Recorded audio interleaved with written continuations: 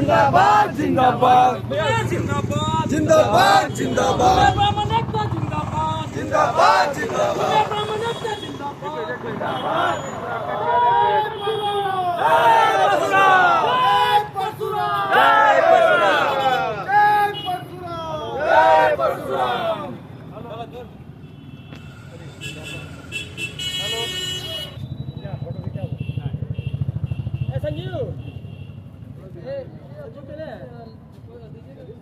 चलिए एक मिनट अरे बाबू हम लोग को देखिए थोड़ा सा इधर देखिएगा थोड़ा सा इधर देखिएगा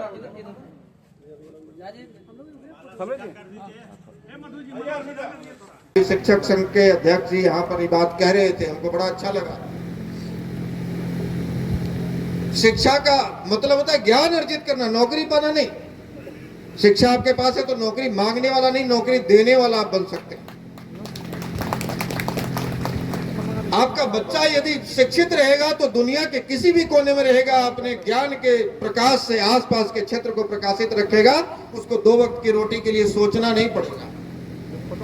तो आज जितने लोग आए हैं, बाकी कोई संकल्प लेकर जाए या न जाए, लेकिन एक संकल्प लेकर जरूर जाइए कि चाहे मुझे अपने शरीर का कपड़ा तक बेचना पड़ जाए, लेकिन हम अपने बच्चों को अच्छी शिक्षा जरूर देंगे। एक ये संकल्प लेकर जरूर। तो दहेज मुक्त शादी के लिए, जैसे अभी इस सभा में जितने भी लोग बैठे हुए हैं, इसमें कई लड़की के पिता होंगे, कई लड़के के पिता होंगे, कईयों को बच्चियों की शादी करनी होगी, कई बच्चों को शादी करनी होगी।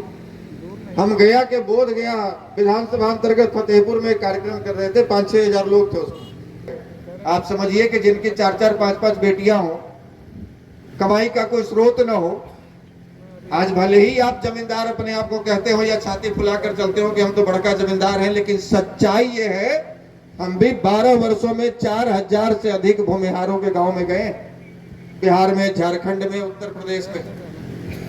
ये सच्चाई बता रहे हैं कि आप जमींदार तो थे ही नहीं, जमींदार तो गिने चुने 2-4 लोग होंगे, आप किसान थे, लेकिन आज आपकी स्थिति यह है कि 80% आपकी आबादी किसान कहलाने के लायक नहीं, वो मजदूरों की श्रेणी में आ गई।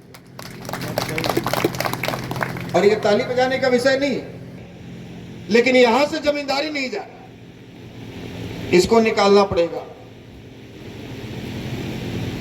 तो बताइए कि जिनकी 4-4, 5-5 बेटियां हो और कोई इनकम का स्रोत न हो और बेचने के लिए खेत भी न बचा हो। हमने जो मजदूरों की श्रेणी में आपको डाला, आपकी आबादी के 80% हिस्सा को वो इसलिए डाला क्योंकि सरकार के द्वारा किसानों की श्रेणी में वही लोग आएंगे जिनके पर बच्चे के हिस्से में 1.5 एकड़ जमीन पड़ता। आप सर्वे करके अपने गांव में देख लीजिए कितने ऐसे परिवार हैं जिनके प्रत्येक बच्चों पर 1.5 एकड़ जमीन हिस्सा पड़ता। 90% आपकी आबादी, 80-90% आपकी आबादी मजदूरों की श्रेणी में आई पाया जाता है तो बेल होगा। लेकिन केंद्र सरकार ने इसको पलट कर किया कि नहीं भैया, यदि SC/ST एक्ट लग जाए तो पहले जेल होगा, बाद में जांच। तो हम लोगों ने इसके खिलाफ में, क्योंकि दलित के कई संगठन जो है, जो अपने आप को दलित हितैषी, तथा कथित दलित हितैषी हैं, वो लोग पूरे भारत में 2 अप्रैल को प्रोटेस्ट किए। हम लोगों ने उसके विरोध में 10 अप्रैल को पूरे भारत में बंदी करवाया, और पूरे भारत में एकमात्र शख्स ये आपका भाई है जिसके लिए गृह मंत्रालय से आदेश जारी हुआ हमारे DGP साहब को, और SP साहब चाय पिलाने के बहाने बुलाकर 9 अप्रैल को ही नजरबंद कर दिया और 10 अप्रैल को रात में छोड़ा गया। फिर भी बंदी सफल रहा।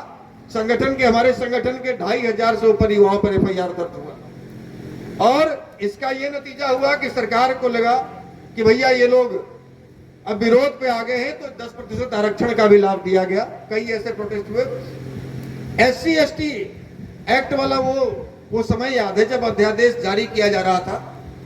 90% ऐसे सांसद उस संसद भवन में थे जिनका स्वयं का समाज SC/ST एक्ट से प्रताड़ित है, चाहे वो OBC के हो, चाहे EBC के हो, चाहे जनरल का हो।